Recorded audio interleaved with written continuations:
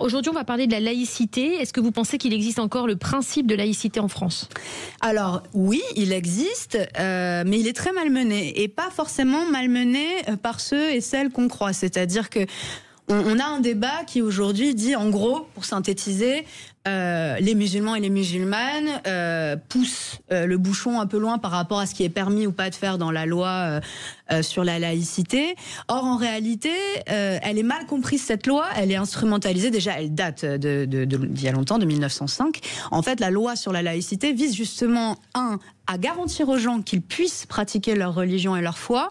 Deux, qu'effectivement, les institutions publiques, l'État, est indépendant par rapport aux différentes religions, et trois, que les citoyens, quelle que soit leur religion, sont égaux. Et donc quand on le voit comme ça, moi j'ai plutôt l'impression, justement à l'inverse, que c'est souvent des musulmans, mais surtout des musulmanes, parce qu'il y a la question du foulard qui se pose constamment, qui sont plutôt moins égales que les autres dans la manière, dont on parle d'elle. Après, c'est la manière d'appliquer la loi, dont on veut ou pas d'elle dans les institutions, en tant que public, par exemple. Là, c'était la fameuse polémique qui est née de l'Assemblée nationale. Et globalement, j'ai l'impression, et même quand on se concentre sur, vous savez, les écoles, les collèges, les lycées privés confessionnels qui sont autorisés par la loi, effectivement, on voit une différence de traitement manifeste entre les lycées, par exemple, catholiques, comme Stanislas, qui avait fait beaucoup parler l'année dernière, et des collèges ou des lycées musulmans.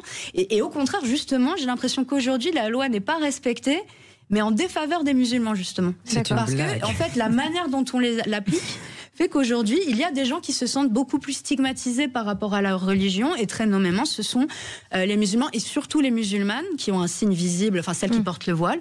Et je suis venue pour le dire aujourd'hui à vos auditeurs, être une jeune femme voilée, ou même pas une jeune femme d'ailleurs, mais être une femme voilée dans ce pays, c'est pas facile. C'est vraiment pas facile. Vous avez peur du rejet, vous savez pas exactement quel métier vous pouvez faire ou pas. Vous allez faire vos études supérieures, donc là vous avez le droit de porter le voile, mais quand vous sortez, en fait, en fonction de l'institution, vous n'y aurez pas le droit. On vous agresse dans la rue, parce que moi je reçois des tonnes et des tonnes et des tonnes de commentaires et des vidéos de jeunes femmes qui se font agresser, et véritablement ça devient compliqué à vivre. Donc moi je suis là pour dire, la laïcité c'est un beau principe, mais respectons, ça veut dire aussi égalité de toutes les religions, et pas une méfiance, en fait. En gros, cette méfiance généralisée des institutions envers une religion et pas les autres. Alors,